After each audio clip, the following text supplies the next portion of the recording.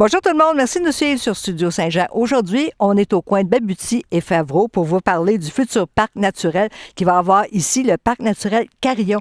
Ça va être vraiment exceptionnel, un bel endroit où on va pouvoir venir été comme hiver. Si vous voulez en savoir plus, suivez-nous!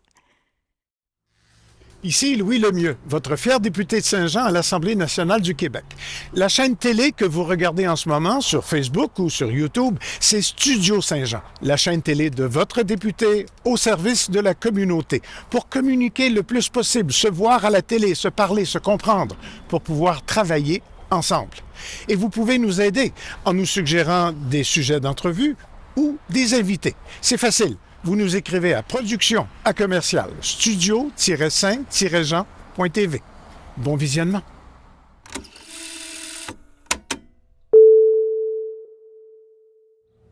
On est avec Louis Boucher, conseiller municipal de Saint-Eugène, où on va faire une visite assez exceptionnelle. Bonjour Louis. Bonjour, ça va bien? Oui. Ici, on est à quel endroit? Bien, on est dans un des points d'accès de l'entrée du Boisé-Carillon. Donc, on est à l'intersection de la rue Babuty et Favreau. Ça, originalement, c'était supposé éventuellement, si on regarde des fois sur la carte, là, ça serait comme le prolongement d'une rue pour un éventuel développement. Mais avec le temps, cette idée de développement-là a tombé. Puis la ville a décidé de faire l'acquisition de ce boisé-là dans le but de le protéger à perpétuité. Donc, c'est vraiment l'entrée principale, on pourrait dire, du Boisé-Carillon ou du parc naturel Carillon. Tu as bien dit protéger à perpétuité. Oui. C'est une volonté. Oui. C'est vraiment une volonté. Il fait partie, en fait, c'est ça. Ça fait vraiment partie du plan de conservation des espaces naturels, des milieux naturels. Donc, le but de faire un parc naturel, dans le mot parc naturel, il y a parc. Donc, c'est de le rendre accessible aussi aux citoyens, tout en préservant le côté naturel de ce parc-là, le milieu, la qualité écologique du parc. Puis ça, c'est important. C'est important pour le futur, pour nos enfants, nos petits-enfants. C'est pas juste important pour le futur, nos enfants, petits-enfants. C'est une volonté, oui, du conseil actuel, mais surtout des citoyens. Donc, il y a eu la consultation publique. Les résultats vont éventuellement arriver cet automne, les résultats plus précis qui vont être rendus publics. Mais, j'ai quand même pris le pouls de tout ça. Puis c'est vraiment une des volontés des citoyens, autant ceux qui sont riverains, de ceux qui sont plus loin à l'échelle de la ville, de le laisser le plus naturel possible. Puis c'est un parc dont on va pouvoir profiter été comme hiver. Été comme hiver, oui. C'est toutes les saisons. L'été, c'est beau. On peut rentrer, l'entrée est là. Puis l'hiver, c'est des activités principalement comme la randonnée de la raquette qui se fait. Il y a déjà même eu des gens qui aménageaient une petite patinoire dans un des milieux humides. Mais puis l'été, c'est de la marche. Là. C'est vraiment se connecter, si on peut dire, avec la nature, profiter du vent, des insectes, des oiseaux, puis faire une promenade vraiment dans un milieu qui est aménagé, qui est laissé le plus naturel possible. Puis ce projet-là, c'est élaboré à l'époque de Mme André Bouchard, la mairesse. Oui, c'est quelque chose qui a émergé à partir de ce moment-là, donc que la graine a été semée, puis qui a été placé dans le plan de préservation, là, donc par le conseil précédent et Mme Bouchard. Oui, il faut lui rendre hommage et hommage à toute son équipe. Oui. Puis elle voulait absolument que ce soit préservé perpétuellement. C'était très important pour elle. Oui, exactement. Puis c'est son projet de consultation publique aussi, c'est elle qui a voulu élaborer ça. La consultation publique avait été amenée par on peut rentrer là, en même temps de discuter, mais c'est ça. Ça avait été amené par le conseil précédent. Puis le but puis par le comité aussi environnement, le but vraiment d'une consultation publique, c'est d'aller cibler les besoins. Puis c'était vraiment ça. Les aménagements qui vont être faits dans ce parc-là, si on veut respecter, on pourrait dire, l'essence d'une consultation, c'est de s'assurer qu'on a écouté le plus grand nombre de personnes, puis qu'on va respecter la volonté des citoyens. Fait que, ça va vraiment guider le choix du conseil actuel pour ce qui est des aménagements qui peuvent se faire dans ce boisé-là. Puis aussi surprenant que ça peut être, il y a plusieurs personnes qui ont répondu à l'appel. On a eu un très fort taux de participation. On tourne autour de 700 personnes. Il y a eu 500, pour être précis, 557 répondants qui ont répondu Grande-Ville. Il y a eu une centaine de personnes qui sont venues aussi à la marche exploratoire qui était animée par Sim. Donc, vraiment, c'était ça. Fait puis il y en a qui sont juste venus au kiosque parce qu'il y avait à l'entrée où est-ce qu'on était tout à l'heure, il y avait un kiosque auquel que les gens pouvaient aller s'exprimer sur la volonté de ce qu'ils souhaitaient voir dans ce parc-là. Donc, le fort taux de participation, ben, ça veut dire qu'on va avoir une idée plus précise de ce que les gens veulent faire ici. Louis, où est-ce qu'on est ici? Bien, ici, c'est vraiment l'endroit qui est dégagé là, dans le boisé. Là.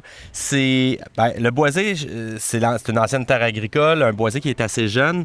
Mais ici, comme on peut constater, la végétation n'est pas capable de prendre. C'est pas parce que des gens ont coupé le gazon ou quoi que ce soit. Là. C'est vraiment, c'est un milieu, c'est le sol qui est l'endroit qui est ici, qui est plus aride, puis qui est moins propice à ce que la végétation puisse prendre. Iici, précisément... C'est sablonneux, tu as dit? Oui, c'est sablonneux. C'est une ancienne exploitation de sable. Donc, ici, on venait chercher du sable pour de la construction ou pour n'importe quel projet. Mais donc, c'est la raison pour laquelle le sol c'est vraiment appauvri puis qu'on se retrouve un peu avec une clairière.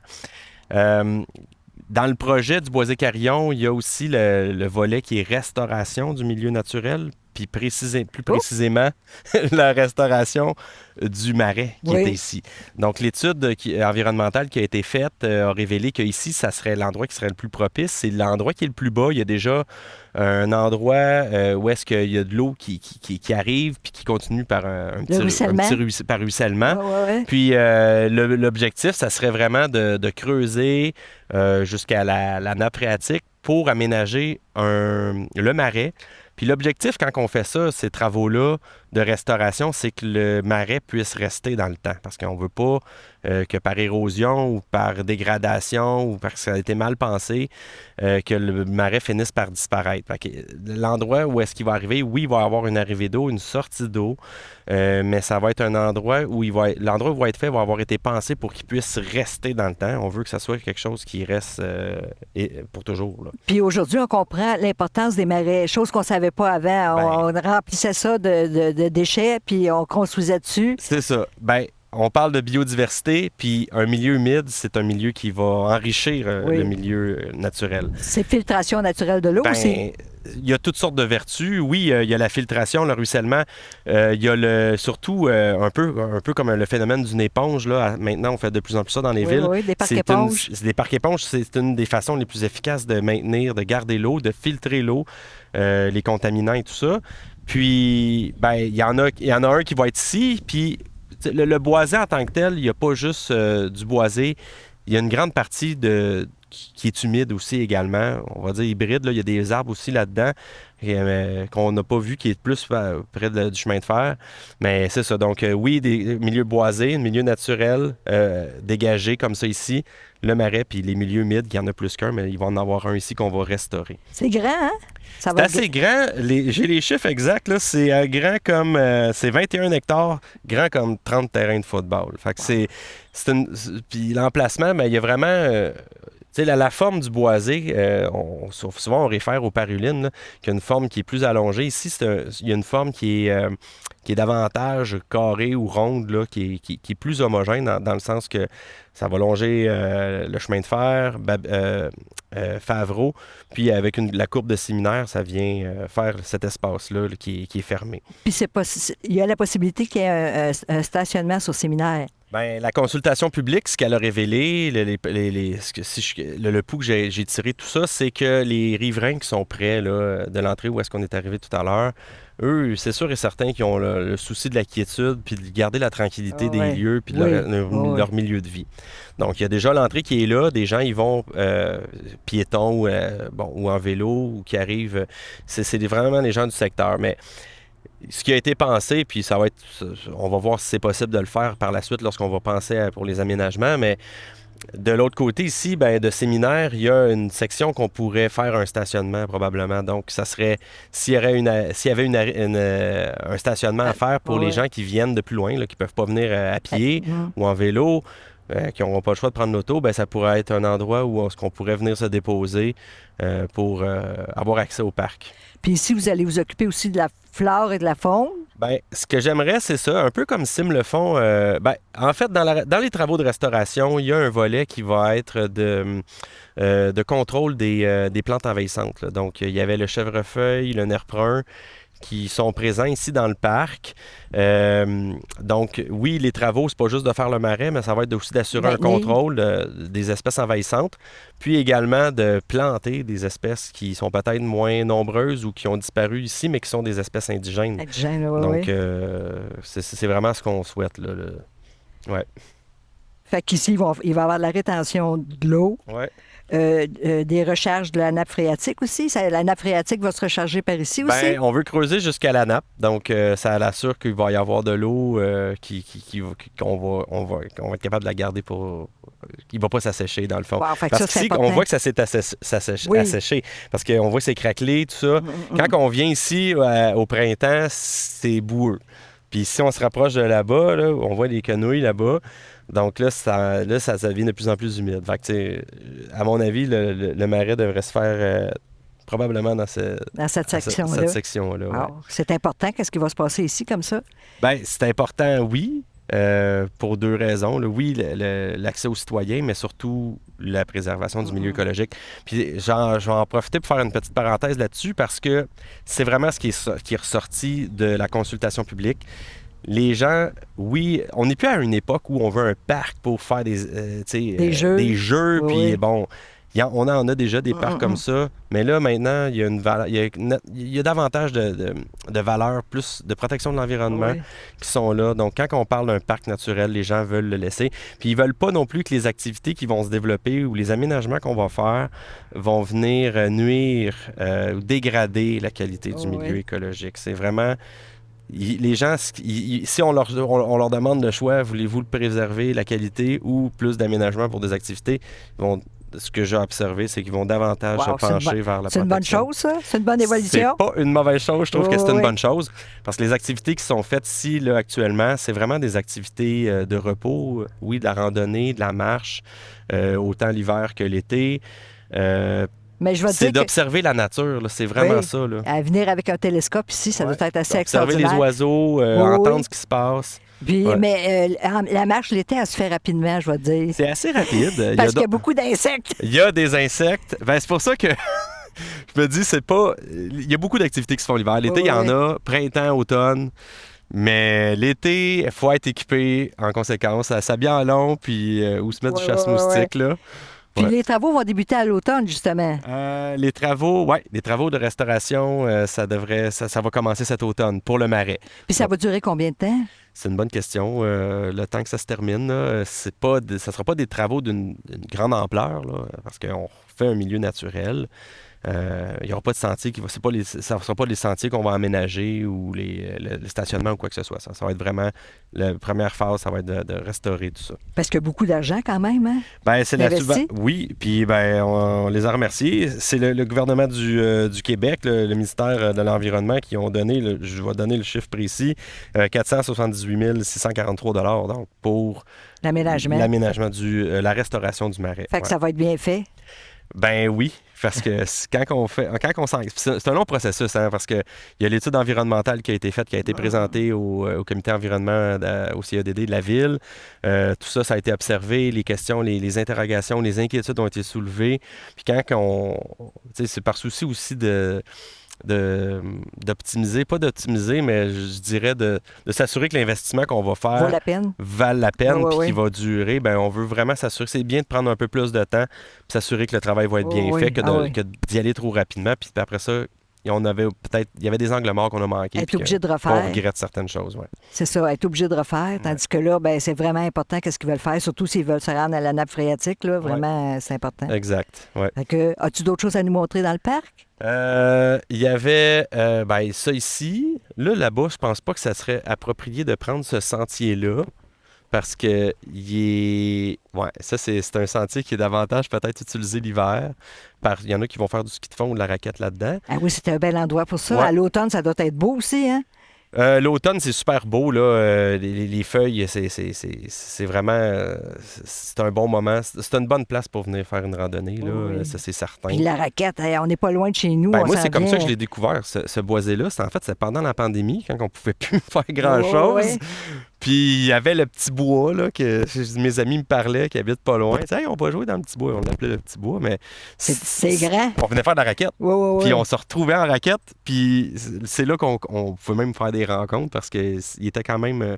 pendant la pandémie, je pense que c'est là qu'il y en a beaucoup qui l'ont découvert. Puis une fois qu'on découvre le boisé, ben on a le goût de revenir. Là. Moi, je suis venu l'hiver passé aussi refaire une randonnée de raquette. Pas autant qu'à la pandémie, là, mais mes filles, avec leurs amis, sont venues, puis on est venu faire un tour. Là. Puis c'est super beau. Là.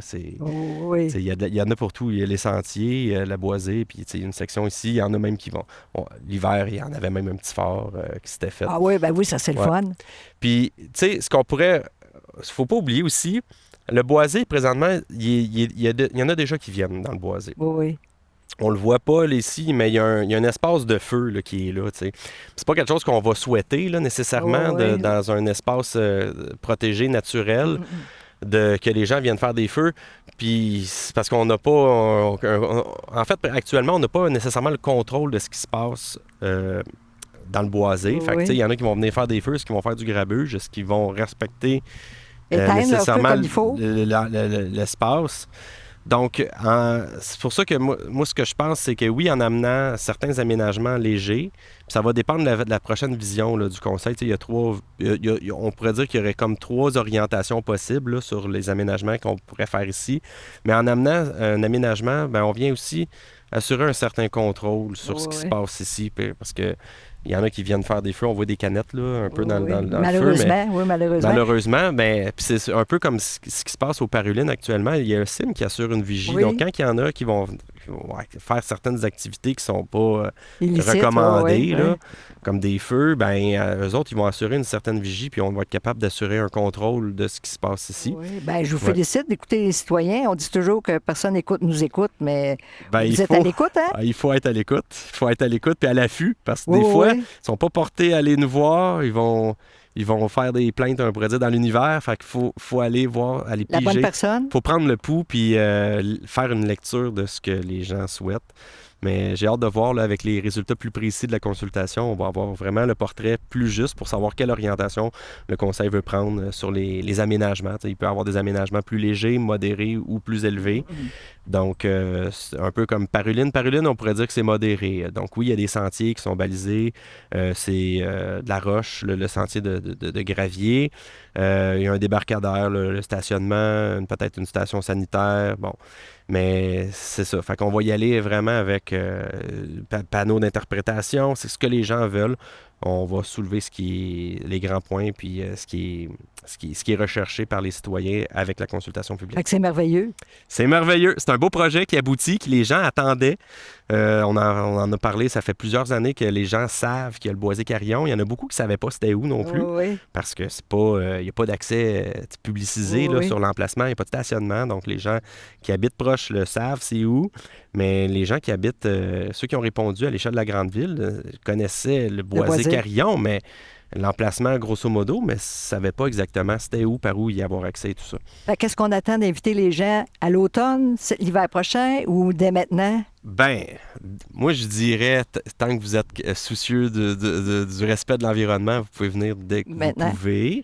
Mais avec du chasse-mousse. Avec du chasse-moustique, en respectant aussi les citoyens qui sont là. On ne veut pas que ça devienne un stationnement. Les gens qui viennent déjà, naturellement, ils vont à pied généralement ou avec leurs animaux prendre une marche. Suivre le sentier, rapporter leurs canettes parce qu'on en voit un petit peu. Mais pas beaucoup, on n'en voit pas beaucoup, mais malgré tout, je suis surprise. Non, c'est ça. Mais il y en a quand même. Bien, ceux qui l'utilisent sont souvent des résidents, des riverains, donc ils ont quand même. Ils veulent prendre soin de. Oui, c'est important. C'est en arrière de chez eux. C'est un endroit qui fréquentent souvent, donc ils ont le souci d'avoir un environnement qui est propre. Bien, As-tu d'autres choses à ajouter? Je pense qu'on a tout dit, hein? Ben, je pense qu'on a tout dit, là. Puis on a dit Ça dépend merci si t'as assez de temps. Ben, on a dit merci aussi à André Bouchard. André, ouais. Puis, fait que le parc ici, ça va peut-être ressembler au parc des Parulines. Ouais. Fait que c'est un très beau parc, le parc des On Parulines. veut pas non plus que ce soit un parc 2.0. On veut quand même offrir une variété. Donc, peut-être que les aménagements vont être un peu plus ou un peu moins OK. que le Fait qu'on boisé, sait mais pas il va être différent. On ne sait pas s'il va y avoir des tables ou des chaises. On ne sait pas encore. OK. La consultation va vraiment Ouais. mettre en lumière tout ça pour voir qu'est-ce que les gens veulent. OK. Ben, je te remercie. Ben, merci beaucoup. Merci. Merci. Merci tout le monde. Vous voyez, le parc ici, ça va être extraordinaire. Puis on vous invite à venir, mais n'oubliez pas votre chasse-mouche. Ici Lucie Crevier pour Studio Saint-Jean. À la prochaine!